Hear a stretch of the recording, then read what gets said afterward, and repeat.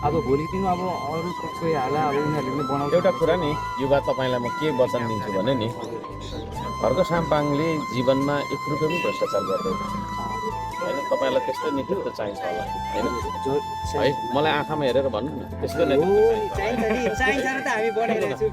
खड्ग साम्पाङले अहिले पनि हेर्नुहुन्छ भने मैले श्रमदानमा गएर सिमेन्ट बोकेको सिमेन्टसँगको टी सर्ट लगाएर आएको रहेछु त। यो मैले देखाउनलाई नै जाने बुझी लगाएर आएको होइन तर मलाई सुकिलो मुकिलो भएर हिँड्नु छैन। I mean to say that होइन, त्यो भन्नु हो भन्न खोजेँ मैले है। सुकिलो मुकिलो भएर हिँड्न खोजेको यदि थिएँ भने म धरानको महानगरपालिकाको मेयर जस्तो मान्छे होइन, म जनतासँग कहिले पनि काम गर्दिनँ थिएँ क्या। ठेकदारसँग तास खेलेरै बितिरहेको छ अरूको त है, ठुल्ठुलो व्यापारीसँग होइन छाँटगाँट गरेर बितिरहेको छ। त्यत्रो ठुलो उपमहानगरपालिकाको मेयर मैले किन कुल्ली सर काम गरेँ भन्दा यो देशमा दुःख छ होइन, जनता दुःखमा छन् अनि नेताले सुख स्वायल भोग गरेर त हुँदैन त्यस्तो भन्ने मेरो बेसिक बुझाइ हो। त्यसले गर्दाखेरि इमान्दार मान्छे, भ्रष्टाचार नगर्ने सादगी मान्छे, म तपाईँलाई वचन दिन्छु म राजनीति गरेर भोलि के बन्छु बन्दिनँ नेपाली जनताले बनाउँछ बनाउँदैन भन्ने एउटा कुरा एक ठाउँमा होला तर मेरो दाबी म बन्छु भन्ने हो होइन। जो पनि खेल मैदानमा उत्रेपछि त जित्छु नै भन्नु पर्यो होला नि त। त्यसो भएको कारणले त्यो दाबीका साथमा आइराखेको छु। तर तपाईँलाई म वचन के दिन्छु भने मेरो जीवनकालमा म बिराम भएँ होइन भने म विदेश गएर उपचार त गर्ने नेपाली जनताको ट्याक्स है।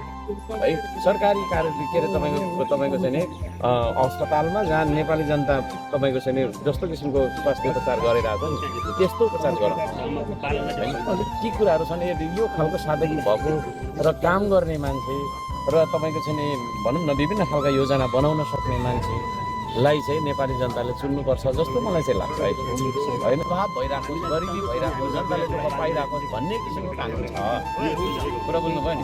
त्यो कानुनले अब देब्रे खुट्टा हिँड्नु खोज्छ दाहिनेले रोक्छ, कसरी हिँड्ने यसरी हिँड्नु कसरी हिँड्ने उफ्रिँदै हिँड्नु भन्ने खालको कानुन भएको कारणले गर्दाखेरि त्यो बाटो नबनेको है त्यो हो।